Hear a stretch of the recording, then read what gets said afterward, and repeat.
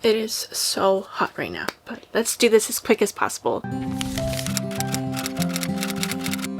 Hi everyone, welcome back to my channel. My name is Chia, and in today's video, I'm going to be ranking all the books I've read so far this year. So far this year, I've read 48 books, and I've read some really good ones and some really terrible ones. And so this is all my ranking, starting with the lowest all the way up to the highest. That's like my favorite so far this year. I decided to do one halfway through the year because I don't like making long videos for the end of the year, especially if I try to read more than like 80 to 100 books. And so instead of like compiling it into one big overall video of all these books, I decided to do a halfway point so that it's exactly halfway through the year. It's July. It's currently July 2nd, I think, that I'm filming this. I will be talking about the rest of the books that I'm going to read in the second half of this year at the end of the year, if that makes sense. And we shall see how this half of the year compares to the second half of the year. Before I get started, a few disclaimers. Number one, reading is subjective. If there is a book on here that I ranked as one of the worst ones I've read this year and it's one of your favorites, I'm so happy for you that you loved it. I just didn't particularly like it for my taste, and also my taste has like changed a lot over the years. It used to be majority just one genre, which was mainly fantasy and maybe a little bit of contemporary romance here and there, but now it's filled with a lot more like literary fiction, a lot more like general fiction, contemporary romance that are more hard-hitting, that is mixed with more literary fiction, and a lot of like still like, you know, romantic fantasy romances, but I've also thrown in some high fantasy in there too. And I also managed to read so far this year one lit RPG. And also number two, I will not be giving like any reviews or synopsis in this video. I have so many monthly wrap-ups in the past few months that I talk about these books deeply in. Some of them are probably featured in reading vlogs. I will link a playlist of my monthly wrap-ups where I talk about like the synopsis and the reviews in there, so feel free to click on those if you want a more in-depth review for each of the books. Anyways, enough of the disclaimers, let's get started. So like I said, I've read so far 48 books this year. At number 48, we have We Who Will Die by Stasia Stark. I had so much high expectations going into this book. There was so much hype online. I really need to stop going into books that are hyped online with high expectations, because this one was absolute, I'm sorry to say, trash.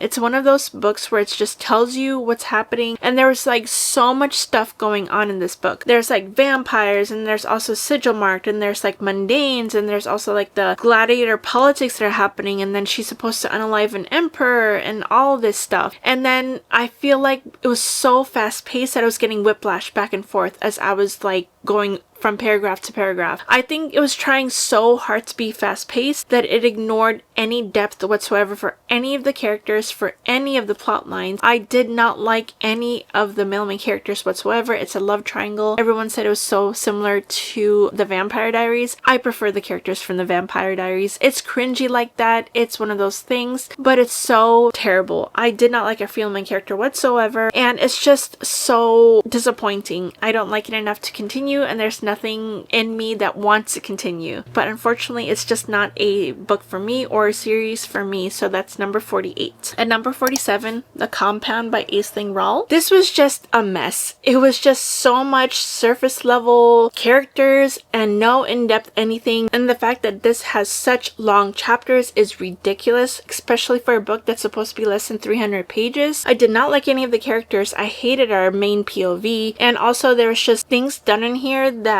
was just there for no reason, and I had no idea where the story was going majority of the times. The writing was really stilted also. There was not really any in-depth descriptions of really pretty much anything. All of the characters kind of blended together. There was like 20 different characters, 10 boys, 10 girls. They all kind of like sounded so similar to me. I did not like this book at all. At number 46, To Bleed a Crystal Bloom by Sarah A. Parker. And yeah, this one was such another messy book. I don't know what this was about. I loved the setup of the world. I was hoping to hear more of the Fae magic system in this. I was hoping to hear more of like the big enemy that they were going through, but all we did read was all about Orlaith and her everyday duties, everyday like routine, and her painting of rocks and her pining over her older like guardian. They have such a weird toxic relationship. He's like double her age, I think. He found her when she was 2 and rescued her, and now she's 19 or 20 right now, and she's pining over him. She she acts like a freaking kid the majority of the time. Her temper, she doesn't know how to deal with her emotions, but also it has to do with the fact that he took care of her, but at the same time he held her at arm's length the whole time. She didn't get properly like raised to deal with her emotions, which is understandable, but reading all of that going on in a fantasy book, and I just didn't like any of the characters, and I cannot imagine rooting for this couple at all. This was ridiculous, and I do not want to continue with the series whatsoever. At number 45, The Last Magician by Lisa Maxwell. I just think that this book I should have read when I first got it. I first got this when I started reading again back in September, October 2023. It was one of the first series that I bought all of. I'm glad I'm learning my lesson now to not buy whole entire series until I decide if I like them or not. So now I'm just trying to buy the first book of the series just to give it a try. This was such a mess. It was like a long book that was about a little over 500 pages, I want to say. Almost 500 pages. There was nothing going on in here. We didn't really know anything about the magic system. It was just messy. There was nothing concrete in this. There was such a messy love story in here too that we were supposed to, you know, root for, but we didn't. I just didn't like them at all. And also there was just too much page length in this describing other things that were not even involved in the plot at all. There's a group in here who are trying to control the magicians and trying to eradicate them, but yet we talked about more about the gangs in here that really had nothing to do with the story. They were just rivals of the people that our film main characters trying to get help from. That was it. And how the time jumps were going all around, and also how the different characters were just too surface level for my liking. It just got to the point where, I don't know, halfway through, after like the first 200 pages or so, I just started hate reading it because I just wanted to end it. I did not like this at all. Suffice it to say, I will not be continuing with the series. I have all 4 books, but I will be unhauling all 4 books, and I should have known when I looked up reviews online. Not really any good reviews out there. I've heard that the rest of the series just get worse from here. Apparently this is the best book in the whole entire series, and I heavily dislike this book. There's no reason for me to continue on with the series if the rest of the books are not good.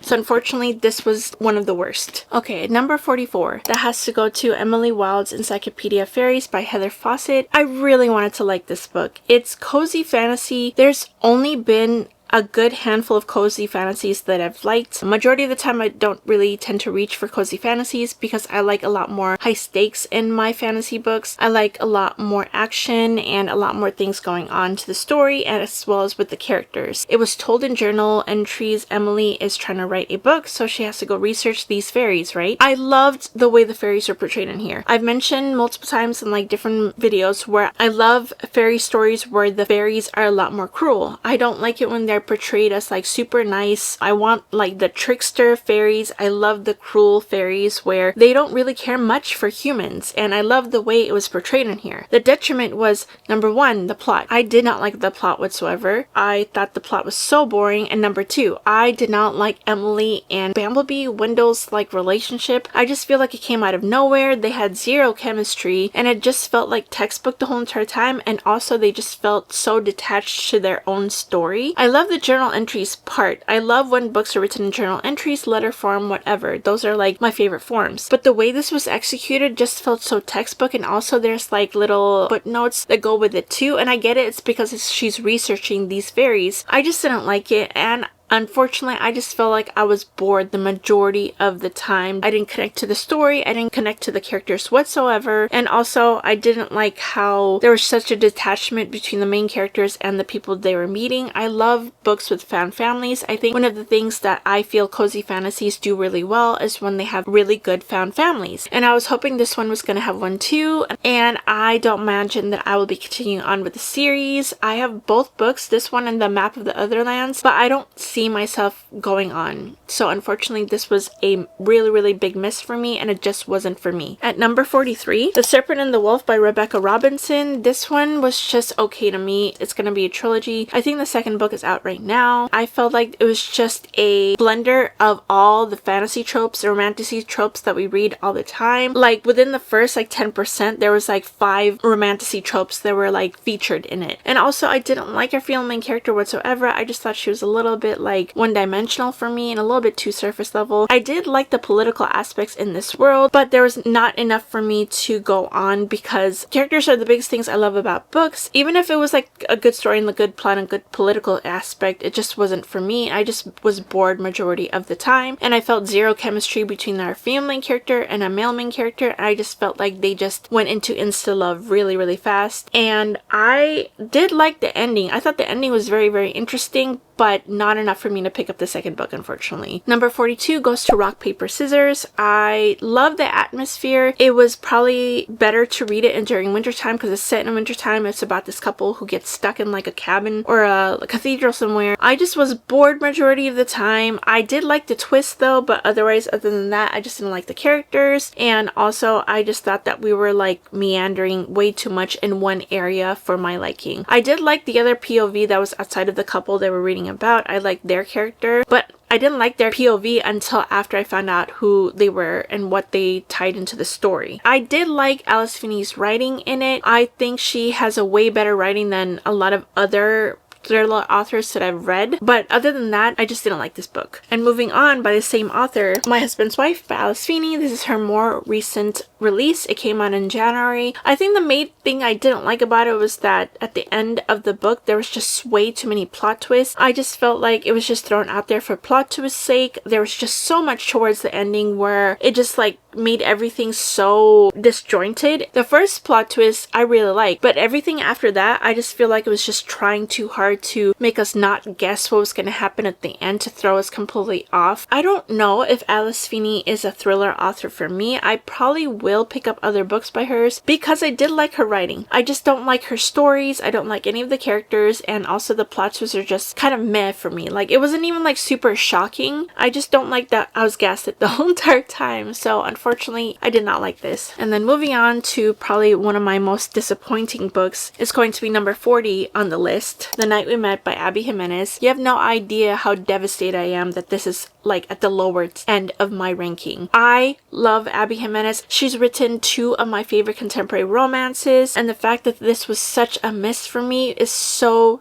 disappointing. She is an autobi author for me, but this was such a miss. I didn't like how it was executed. It's kind of like an ambitious trope in the first place. It's best friend's girlfriend, and it's so messy. You know it's going to get messy. Like, there's not going to be any clean way of getting out of this or getting into this, whatever. I knew that going in. But the way it was executed, I just didn't like how we had to annihilate someone's character in order for the female main character and the male main character to be together. Our MC was trying to worry too much about the girl rather than his best friend, when obviously his best friend was going through something, and I just didn't like going about that because there was a better way to execute that. And also, I thought Larissa was just so obtuse. She just couldn't see anything that was happening around her, and when she did finally realize, she was so shocked and dismayed and all that stuff. And I'm like, you could obviously see there was stuff happening, so I don't understand how you didn't understand it. The fact that it's on the bottom is still so disappointing to me, and I'm still so mad about it. So yeah, unfortunately, this is probably the worst Abby Jimenez book I've read, and I just felt like it was written by a different author. And also, I should have known that this series is probably not going to be for me. When I read Say You'll Remember Me last year, that one was okay to me, and this one was just bad. And I will still be picking up the last book that she's going to come out with in this interconnected trilogy. It's going to be about Mike. I hope he gets like a big redemption. I hope that last book will tie everything together and make me actually care about any of the characters. Next book at number 39 unfortunately has to go to Silver Cloak by L.K. Stephen. I read another L.K. Stephen book. Her name is Laura Stephen. This is another pen name of hers. I read Our Infinite Fates. I did not like that either, but I wanted to give her another chance. This one is like really set in a full-on magical world. It's based on magic wands, and I was so excited to read it because we haven't really had a good wand-based magic system since Harry Potter, and this one I was so excited to go in because I've heard so many amazing things. I did not like our female main character whatsoever. She was so dumb and we just had so much more telling rather than showing. I felt like my hand was being held the whole entire time, as if I was like stupid or something. I wouldn't get there to the conclusion on my own. We were told that this character was going to meet this other character because of this reasoning, and a chapter passes by, and then the chapter after after that, when they actually go meet this character, it was repeated again that, oh, just in case you forgot, so-and-so is going to meet this person again for this reason, just in case you forgot. And I felt so dumb reading it because I'm like, I know, I understand and remember why they're going to meet this person. And like, I did really like the magic system. I just thought that it was way too easy for our female main character to go through where she was at, when it should have been a higher stakes, when it was repeated over and over and over that she was going to be put into danger if she goes in this situation. And I just wish it was executed better. I'm not going to continue on with the series. I'm tired of like moving on to average series if I really did not like the first book. So unfortunately, this is not a series for me, and I just don't think L.K. Laura Steven is the author for me, and that's completely okay because I know a lot of other people did love this story. At number 38 was one of my most anticipated releases of this year, which is Furybound by Sable and Sorensen. This is the sequel to Direbound, and I had so much hope going into this book. I had so much hope for the romance because I was excited for where it was going. I wanted to know more about the direwolves in here and how we were gonna go continue on with the series after the whole entire cliffhanger with multiple things. And this was such a huge disappointment. There was so much insta-lust in here. We had a little bit of tension for the first maybe 40% of the book, and it completely kind of disappeared once they got together. Once they started having spicy scenes, I didn't like it. There was no in-depth like relationship talk with them in here. There was no connection on a deeper level. It was so surface level, and also the plot became so convoluted. We were meant to go into one direction with the villain, with the whole entire plot, and yet it completely changed within the last 10% of the book because we all of a sudden got like a new part of the plot, and everything was just wrapped up so easily, and I just thought it was so terrible for what it was, and I was so disappointed. And I did give it a higher rating before. It was like a 4 stars, but I ended up lowering it to a 3.75. I might lower it to 3.5 because the more and more I think about it as the year goes on, and the more I read other fantasy books that I loved way more, I just thought this was done so poorly, and I'm so disappointed in this series. And I'm still going to continue on with the series. There's just one more book that's going to come out next year. It's just going to be a trilogy, but I don't imagine this series will be a favorite of mine anymore, despite how much I loved Direbound. Next is number 37. It's going to be another disappointing sequel for me, which is Rights of the Starling by Devney Perry. I just thought this was just a repeat of a lot of the things I didn't like from the first book. Our character did character develop a little bit, but she spent way too long doing the same things that she were doing in the first book in this book. And also there's a POV in here that was introduced that I spent so long trying to figure out who they were and what they were doing in the story, and it was just so boring. And I felt like it affected the pace of the story so much every single time we went to this new POV. I did like how it kind of like wrapped up and how they were interjected into the story. I just didn't like how it was executed, and also I just felt like there was too much traveling, and I didn't like the fact that our main characters from the first book were so spread out, and how there were some new characters that we came across in this book. The author was trying to make us care about them, but all I was wondering was like, where are other characters? Why are they not here? I don't know how good the series will conclude, because again, this is another book that's a trilogy. I feel like it could have just been a duology, and a lot of the stuff in here could have been cut out because it was so repetitive. And number 36, In the Veins of Drowning by Callie Cassidy. I was so looking forward to this because I love gothic fantasies. This one was leaning more towards a gothic romantic kind of feel. We follow a siren who falls in love with like the king, and they try to escape with each other and everything, and I love the atmosphere of it. It's this dark, dreary, like in the middle of the water place. A lot of people in this world do not like sirens. They go around unaliving sirens, and she was betrothed to be married to the captain who's in charge of unaliving sirens. She was so wishy-washy for my liking. Like, she didn't know what to do majority of the time. I loved the male main character. He reminded me of Anthony Bridgerton from the second season of Bridgerton. The way he yearned about her, I think he's the reason why I gave it a higher rating than it deserved. I love the environment. I love the lore of the sirens. So it's a duology. I will be continuing on with the series. I think the second book is supposed to come out next Tuesday, I want to say. And I just want to see how everything is going to end. But again, it's another series that's probably not going to be a favorite of mine. And number 35 is City of Ashes by Cassandra Clare. This is the second book in the Mortal Instruments trilogy. And this second book is the worst one out of the first 3 that I've read because of a certain trope that was used in here. I don't understand why Cassandra Clare included this trope. It was incredibly unnecessary. It didn't need to be included whatsoever. And it just made me feel icky reading it. And this is the worst one out of all 3. I was not happy with this at all. And I remember why I stopped reading reading the Mortal Instruments books because not only did she announce that she was going to come out with a 4, 5, and 6 book, but I just didn't like the trope that was introduced in here and I lost interest real fast after the third one. I love the worlds, but this whole entire series, it's definitely not going to be my favorite. It's probably going to be my least favorite out of all of Cassandra Clare's series in the Shadowhunters universe. And number 34 is unfortunately Remarkably Bright Creatures by Shelby Van Pelt. I had so much high expectations for this book. A lot of people love this book. I loved the POV of Tova and our octopus Marcellus. I thought they were so wholesome and I loved learning about their story, but the detriment was our third POV, who was Cameron. If you read this book, you know how he is. He felt like such a man-child and I felt like he didn't really learn anything the whole entire book. I felt like everyone else was trying to force him to learn stuff and he just was unwilling to do anything on his own. There were so many people who were being kind to him and going out of their way to be considerate to him. These people owed him nothing and yet they still helped him out in the first place because they were being good people. Every other character deserved so much better and I was so disappointed in this. If Cameron wasn't in here, this would have had so much higher of a rating. I would have loved it so much more and I thought it would have been a better story. Number 33 is Adana of Onyx by Kate Golden. Adana of Onyx, like every typical romance, there was nothing new in here for me. The reason why it's higher than like the lowest rank is because I did have like some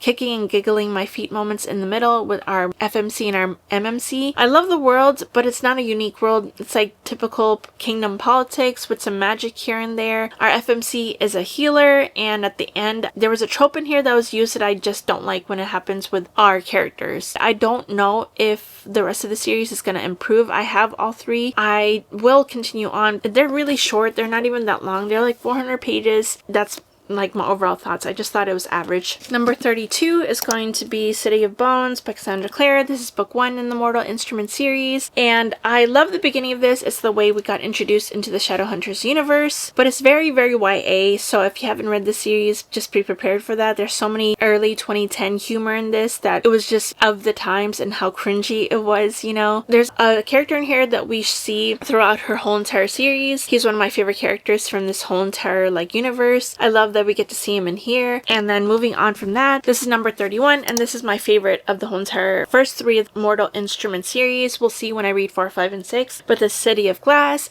I liked how some of the stuff wrapped up in here and based on the ending, I see why she went on with the 4, 5, and 6 because there was a open-ended big major plot in here. But other than that, the main kind of villain that we were dealing with was kind of wrapped up in this book. And also we were finally fixed with the trope that was introduced in the second book, thank goodness. So we won't have to deal with that trope anymore as I go on to 4, 5, and 6. And this was definitely my favorite out of all 3. I just thought that the plot was so much better in this book compared to the first and second one. And at number 30 is Dear Debbie by Freida McFadden. This is one of my most favorite new releases of hers. Does this woman ever sleep? Is she constantly writing? And I'm seeing it now in the other new releases that she has that it's not as good as her previous books. And it's probably because she's coming out with so many books in one year that there's not enough time devoted to one book. Thankfully, this one, Dear Debbie, is one of her better ones. I was hooked the whole entire time. I love the whole domestic housewife getting revenge kind of story. I loved how she was incredibly smart. She's a computer software genius and engineer or whatever. She attended MIT. I loved her story. I just think it's one of the better done, most recent books she's had. I hope that I like her other 2 releases this year because I will definitely read them because I love her books as palette cleansers. So we shall see. At number 29 is The Last Tale of the Flower Bride by Roshani Chokshi. This is my first book that I've ever read by Roshani Chokshi. I love their writing. I love how kind of atmospheric her writing is and how, again, another gothic fantasy kind of book. I love the eeriness in this book and this is such a perfect book to read during the fall time. I love the characters. I thought that the mystery is great, but the ending kind of left a lot to be desired. That's the reason why I couldn't rate it higher or it's ranked higher, but I am so interested to read more of Roshani Chokshi's book. I love the whole sentient house kind of thing in here. It's a little bit borderline kind of horror in this book too, but very light on the horror. I did love it more for the atmosphere than anything, and you just felt everything as she was writing in this. You felt yourself in the story, and I can see myself loving some of her books because of her writing. At number 28 is A Darker Shade of Magic by V.E. Schwab. This is the first book in the Darker Shade of Magic trilogy. I love the magic system in here. I loved how sort of a traveling between worlds kind of like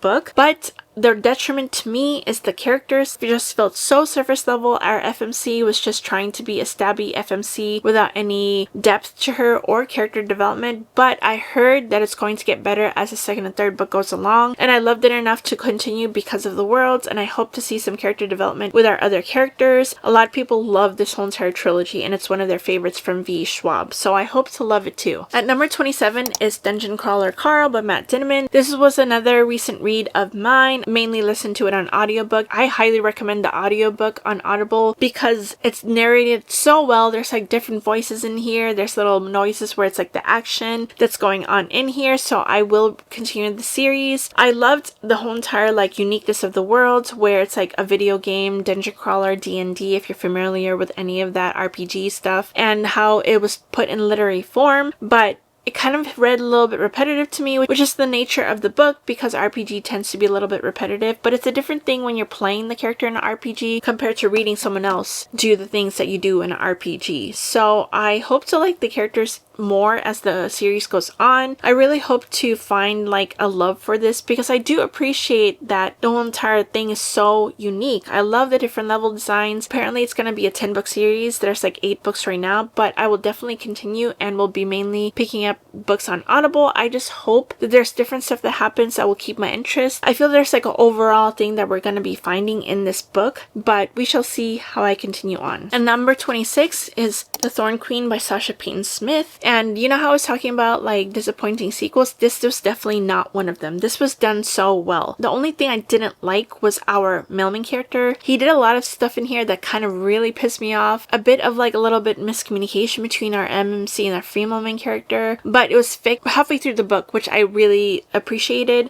I love the world in here. It's very Bridgerton coded. It's definitely different from the first book because that one a little bit more like a trial based, like getting to know all of the other characters, whereas this one was just getting straight into our cliffhanger from the end, and we also explored the other worlds of fairies. And again, I love the cruel fairies in here. I like how they were portrayed, but that's pretty much it, and I highly recommend this duology. So it's finished. It's just a duology. This was the final release for the story. I do highly recommend this duology. At number 25 is Roots of Darkness by Demi Winters. This is number 2.5. It's a novella in the Ashton series. I love that we follow the side characters in this book, and I liked the way it was written and how we could learn more about our side characters' backstory and how it felt to be inside their heads. And I like the little side mission our side character did in this book. It added to the story a lot, which I absolutely loved. I don't like it when novellas are just there for no reason.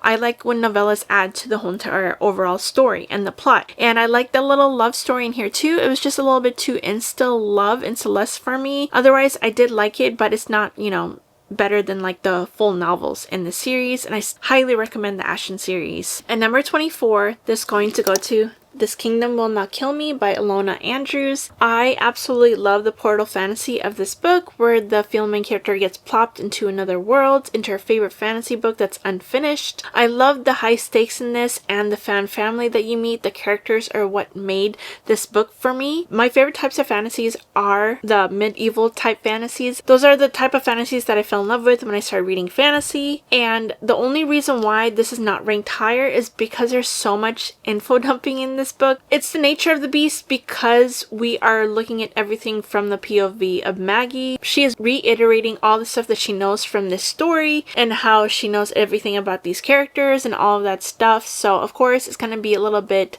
info dumpy. It's just I wish it was like less info dumpy as the story went on, because it was hard to keep track of everyone, because every single time, even if it's a small minuscule little detail where she is talking about like a place or a king that's like there, or a peasant that like it's not even part of the story, you will get a full-on info dump talking about everything about this character, like facts and facts and facts, and you pretty much get the whole entire story of each character and event, even though they might not like, you know, matter at the end of the day. She's just like telling about what she's reading. But I love the story nonetheless. I hope it gets less info dumping in the second one, and the cliffhanger was so crazy. I cannot wait to read the next book. And number 23 was Piranesi by Susanna Clarke. I loved the whimsicalness and the magical realism in this. The magic system and the world is more of a representation of how different traumas affect a certain person, and how a lot of these characters were kind of like disassociating from their trauma and their real life. I loved the world in this. I love Piranesi. He's had like such a pure way of looking at the world. I would like protect Piranesi with my life. He is such a good character, and I loved reading the whole entire thing from his POV and the journal entries, and I loved how everything wrapped up together at the end. It's just wasn't a higher rating for me or like higher up on the rank because I just didn't feel too much like emotional connection with everything else, but I loved how it was written. And I do want to pick up more of Susanna Clarke's book. There is another book that I don't know if I'll pick up anytime soon because I heard it's a super long book, but I heard amazing things about it. But I absolutely love Piranesi, and do not be intimidated by this book because it actually really is easy to get into, and you really care about the things that are happening, and how you think something is happening one way, but the way it's like explained why this world exists, it's so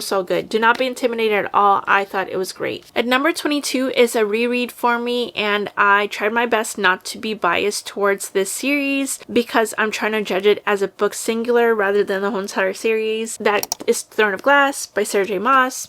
If you don't know, it's the first book in an 8-book series. I started with Throne of Glass when I first read the book series. I didn't start with Assassin's Blade, and I loved it, and I don't regret it, and I will still read it that way every time. And this one is not one of my favorites of the whole entire series. There's more that goes on further into the series that is more of my favorite. This one was just an introduction, and when I first read this, I didn't know how it was going to become an 8-book series because of like the basic of it. But knowing what I know now, I would rate this like still the same thing, 4 stars, because it's still an introduction, and also you honestly do not know how the series is going to end up. And that's how I felt too, but I do see the little Easter eggs that was in here that it does connect to the rest of the series. So yeah, that's why it's number 22. It's a reread, and it's only being ranked on the first Throne of Glass book. Number 21 is The Windweaver by Julie Johnson. I love this book because it's not necessarily unique, but I love the elemental part of this book. I love that we deal with like half-fays and halflings and stuff like that, and the world that we explored in here. I didn't care too much for the romance. I hope it develops further into a different thing later on. I still have yet to pick up the second book, which is The Sea Spinner, but I love the elementals in this book. I love the whole entire world and the magic system in here. I just can't wait to see more of our characters, so we shall see when I go further on with The Sea Spinner, but I hope to like this more. Now we're going on to the top 20 books. At number 20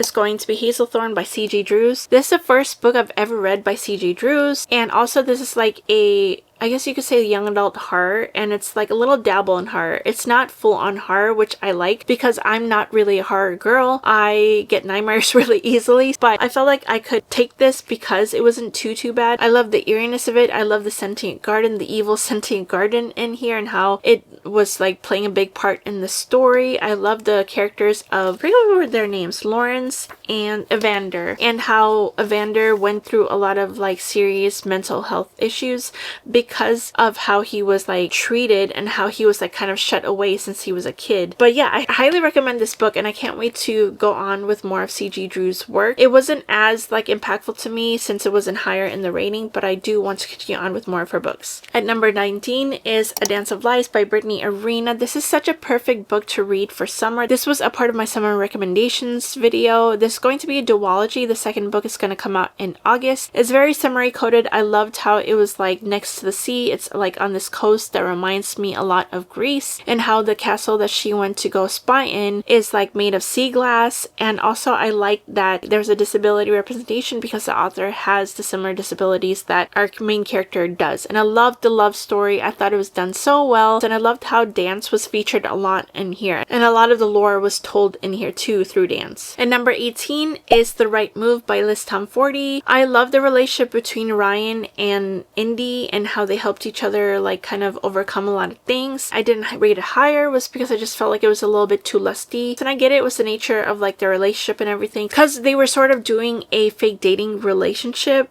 but I wish it was like a lot less lusty at the beginning. But I loved it nonetheless. I love their acts of service towards one another, and I highly recommend this series. The one that's on top of that, which is number 17, is Mile High by Less Than 40. I still think I love Zavander and Stevie's relationship a little bit more than Ryan and Indy's relationship. I thought they were a little bit more developed, and also the way they were kind of focused on with their individual like issues. I love that, and I still don't understand the hate for this book. It just makes me upset at how hated this book is, when there was so much like good discourse in this book about like feeling abandoned and how it affects your life, and also how insecurities are stemmed from a lot of people who claim to care about you and your family. So I don't understand why it's not rated higher by people, but whatever. It's my opinion. So I love this book nonetheless, and I highly recommend. Do not listen to the haters out there. I'm gonna lump these two together because they're like volume 1 volume 2 of the series. And number 16 is Unselected Journals of Emma M. Line volume 1, and number 15 is Unselected Journals of Emma M. Line volume 2. I did definitely like volume 2 better than volume 1 because I felt like we got more in depth with different feelings she had, especially since she's experiencing a lot of grief. I still love this whole entire like series overall. It's so good. If you are a Jane Austen girly and you love the books and the movies, I love the books and the movies. If you love Bridgerton, if you love reading like classical books that are set in Victorian Regency era, you would love the series. It's so quirky. Emma is so charming. I love reading from her journal entries, and it's such an addictive series, especially if you just need something that's happy to read in between like any serious books, or if you just need your brain to like relax a little bit. I love the series so much, and I'm so excited to continue on with it. It's an 8-book series, in case you don't know. It's supposed to be going to be like a 24-25 book series because it's going to follow 4 years of Emma's life. I love the people that she interacts with in her life, her cousins, her family members, her terrible older cousin who lives in her house, and as well as the people who live on her street and the quirky things that they go through. I love it so much. At number 14, Broken Country by Claire Leslie Hall. I loved this book. I think it was written so well, and I loved the mystery aspect of it and how you couldn't really guess what was happening until the very end when everything got revealed to you, and that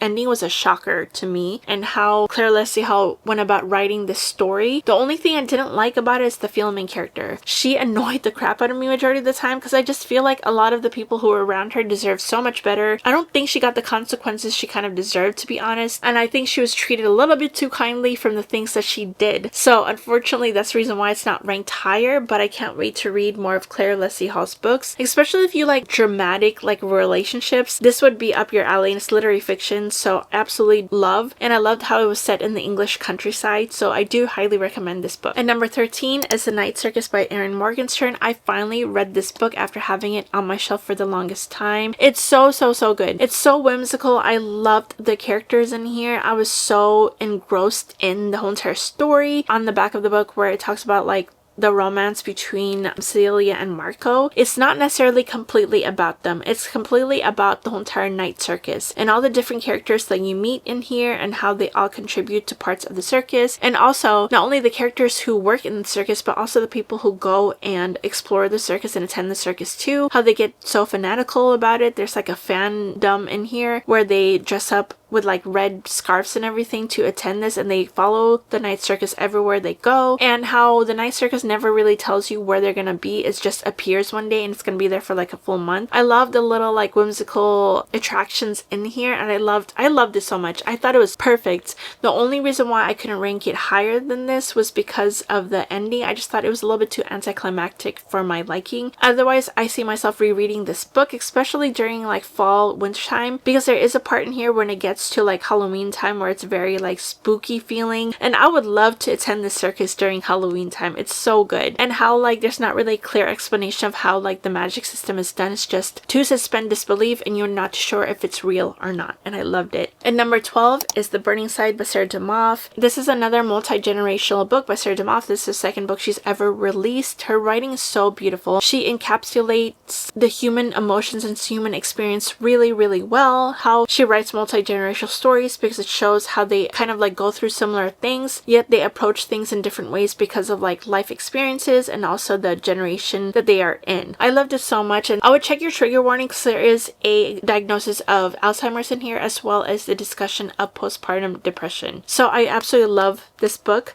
but it's not my favorite compared to another book that she has, which you'll see soon. At number 11 is The Wedding People by Alison Espach. This book was such a surprise for me. It's filled with a lot of dark humor, so if you're not into dark humor, this might not be for you. I love dark humor. I feel like dark humor is like kind of a great way to overcome and go through experiences. I thought it was so heartwarming, and the character of Phoebe was written so well. Again, check your trigger warnings for this. Phoebe goes to the Cornwall Hotel to unfortunately unalive herself because she's in depression. I love the connections she finds in here and how people are a lot more braver to speak about what they truly feel and want and think in their heads when they meet other strangers where they don't feel like they're gonna see them ever again. And I love that exploration and the discussion of that. So good, and it's perfect for summer. Now we are going in my top 10 books of this year so far, and number 10 is Anxious People by Frederick Bachman. This is the first Frederick Bachman book I've ever read. I loved how it was written, and there was like points of like rambling of where he was like going around and around in a circle. I loved the big aha moment at the end where you just figure out, oh, that's the point of what his ramblings were about. I loved how he connected a lot of the things in here. It reminded me a lot of that like concept where it's the 6 degrees of separation, where these people were kind of indirectly connected to each other, but not necessarily like, oh, they're related to this person, that. No, it's just like maybe a bridge can tie people together, and that's like the whole entire exploration of it. And I loved how there was such a unlikable characters in here and also likable characters and how they interacted with each other. And there was also points of like interviews in the middle of it because it was like interviewing people who were a part of a hostage situation, and I loved how hilarious it was at points during those interviews. It would be getting ridiculous to a point. It's just so good. It's just that I was expecting a different ending. That's why it wasn't ranked higher, and I didn't give it a 5 stars, but it was still so good nonetheless, and I highly recommend it. And if you want to read Frederick Bachman and you're intimidated by his other books, I highly recommend to pick this one up because it's just a standalone. And at number 9, The Bright Years by Sarah DeMoff. Like I said, you would see another Sarah DeMoff here soon. This is so good. I definitely like this more than the Burning side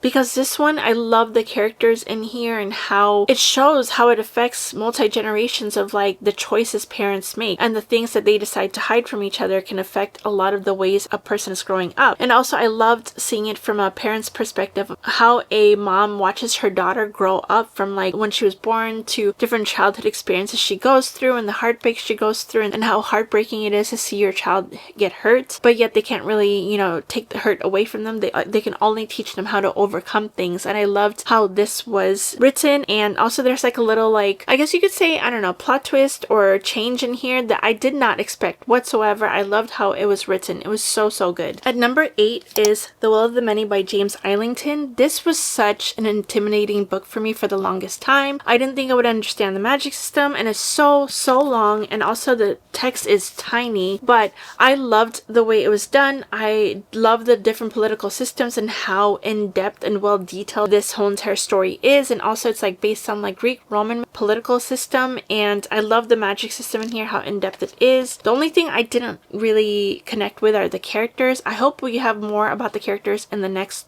book. The ending blew my mind because it was such a huge plot twist. Like, I just didn't think that that's where it was going to go to, and it makes you examine everything that you read and like see where things were kind of hinting at what was coming at the end, and how everything you thought was happening was not happening how you thought it was at all, if that makes sense. I feel like you should not be intimidated at all by this book. It's written so well, and James Islington has a way of like writing the magic system where you can really understand it. It is a slower paced book. There's not really like super exciting things happening majority of the time. Maybe there's one instance here and there like halfway through the book, towards the end for sure, but it's so good. I highly recommend. At number 7 is The Nightingale by Kristen Hanna, my first ever Kristen Hanna book. I read this in my Reading My Most Intimidating Books vlog. I love this so much. I bawled at the end of this book. It's so emotional, and it's historical fiction, and I think if you haven't picked up a Kristen Hanna book yet, I highly recommend The Nightingale. It's like set in World War II. There's so much examination representation of like women, of how they had to deal with things back home and how they kind of used certain things about themselves to help out the war fronts. And unfortunately they had to go through a lot of hard things because of like how the war was going, and they didn't really have their kind of like the male patriarchy in their house to protect them in there, so they had to figure out ways to protect their family, and it was so sad. I highly recommend this book, but just be prepared that you might cry because there is a lot of strong topics in here. At number 6,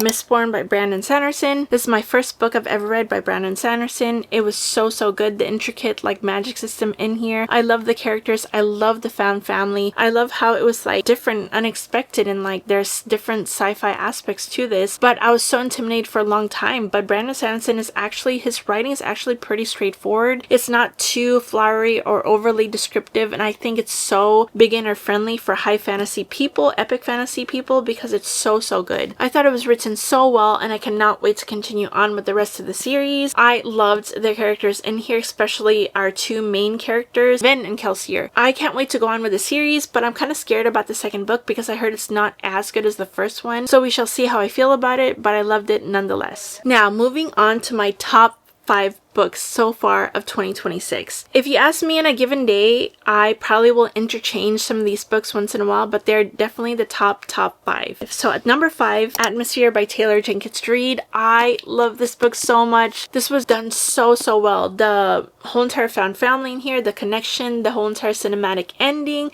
I loved how the relationships were portrayed in this book and how they were like gone through hardships and how everyone finds a way to cope to get themselves to a place where they want to be. I loved how this book did not glamorize becoming an astronaut because it's mentally, physically, and emotionally like taxing, and how everything was done so well and written so well in this book. I emotionally like connected to all of the characters and I miss them so much. It's so good, and it shows how like passion can get you really far, but like people who are by your side through these times are what keeps you going, and I loved how it was written. At number 4, The Correspondent by Virginia Evans. This was written so well. It's written in my favorite form of media, which is epistolary novel. We had character development inside these letters, and I love the life lesson that is shown in here, where it's not too late ever to fix a part of your life that you kind of like messed up on while you were trying to do other things. It's never too late to fix a relationship with somebody or to do something you felt like you could never do in your whole entire life. It's never ever too late, and I love that you reach these lessons and read these lessons and learn them through life, and you just should never ever stop learning anything. Even if you're like in your 70s, which was our character's age, she was like 73 or something. She learned so much in those years and found ways to kind of not only forgive others but forgive herself and then be forgiven by others also. And I loved how it made me realize how much I miss the art of letter writing, and I wish we could go back to that. One of my favorites this year. Okay, and then the third one, it's Book Lovers by Emily Henry. I love this book so much. I connected to our main character Nora so much. She's my favorite female main character out of all of Emily Henry's books. I thought how she like saw life and how she took care of her family and also took care of her sister mainly, and how she felt about her sister and the way she felt about certain things, where if she didn't do things a certain way that they were going to, you know, unfortunately change or go about like wrong, or how she couldn't really do anything for herself because she felt like she needed to always be there for her sister or her clients or anything. And I love that she was a literary agent, and I'm so happy that I finally picked that up this year and I found my new favorite Emily Henry book, and this is the one that I would recommend overall, especially if you're like a big reader, because she found ways to connect her life through the books that she's read too. I absolutely loved it. I bawled my eyes out at the end of this book, and it's so well written, and there's so many quotes in here that I absolutely loved and related to, so I highly recommend. And the top 2, if you watched any of my previous videos, in my recent videos, you probably already know which ones are gonna be my top 2. And my second favorite of this year so far is The Ballad of Falling Dragons by Sarah A. Parker. This was such a huge surprise for me, guys. I did not like When the Moon Hatched, but I knew I wanted to continue on with the series. I just didn't think I was going to continue on so fast, but FOMO got me, and so I picked it up. Oh my god, fell in love. Sarah A. Parker writing definitely improved in this book. There was so much I loved in this book. I loved the character development of our female main character, which I really wanted. I love that the world is steeped in lore and how everything is connected to everything. I love how there was like different POVs in in here. They were there to contribute to the overall plot of the story. I cried 3 times in this book. I hated the villain. I loved how everything was done in the love story in here. The way Khan yearns and the way he's such a patient person for Rave. So good. I love this book so much, and the fact that I didn't even like the first book and wasn't sure if I was going to continue with the series or even right away. The fact that it's number 2 of my favorite book this year is ridiculous, and I'm so happy that I picked it up, and I cannot wait to move on to the 3rd book. I am like foaming at the mouth for it because of the ending of this and how everything was tied together. It's so good. So if you were in a predicament like me where you did not like When the Moon Hatched, especially for the female main character and the writing, it improved everything that we hated in that book in this book. So I highly recommend picking it up and giving it another chance. And my top book of this year, I've talked endlessly about this book. I've talked everyone's ear offs about this book, and that has to go to Into the Blue by Emma Brody. Oh my gosh, you guys, it's still like in my head. It's been a couple months since I read it, and I still think about them to this day. Noah and AJ are one of my favorite romance couples of all time, and I loved that their love story was not perfect, that it was messy, that it was kind of toxic at points, but yet there's this pull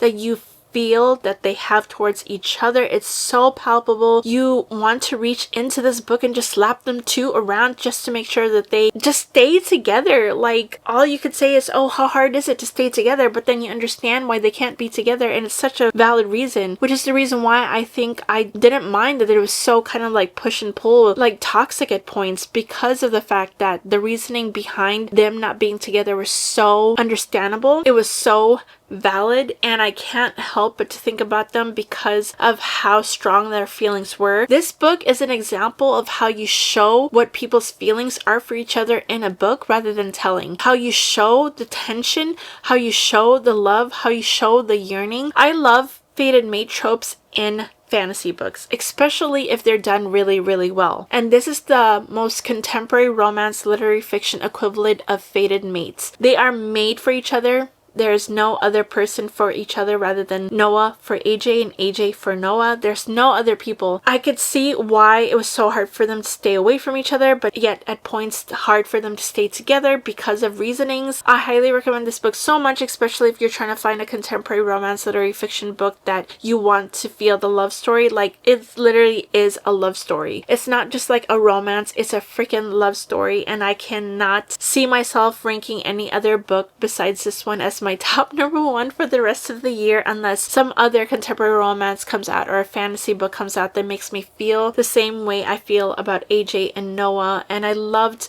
the fact that it was so unique, that it wasn't just about the contemporary romance, there was also like science fiction aspect of this. I loved how it examined like the whole entire media where she goes into work for SNL, and how it talked about the SNL aspect of it, the whole entire improv parts of it, how the cult classic, and I love that it went through different conventions every single year when they were trying to promote the sequel for the science fiction show that they were on. And I connected so much too because I go to so many conventions every single year that is just so good. I absolutely loved it. It's still my favorite book of this year. 5-6-star book. Oh my gosh, the love story they have in here is so good. Emma Brody knows how to write a love story. You just want them to be together. Like, work it out, dude. This is my favorite book of this year. But friends, thank you for sticking with me. See, imagine 48 books on top of all the other books I'm going to read this year, because my goal is 75. I most likely will go over it, but we shall see. I'm so excited for the rest of this year. I'm so excited to see what other books I'm going to love this year. I'm going in with optimism that I'm gonna love majority of the books the rest of this year. But anyways, I want to thank you friends for sticking with me and for all your support again. And if you made it this far, comment down below what your worst and best books have been of this year. And if you haven't yet, please like and subscribe. It really does help my channel a lot, and I'll see you all next time. Bye!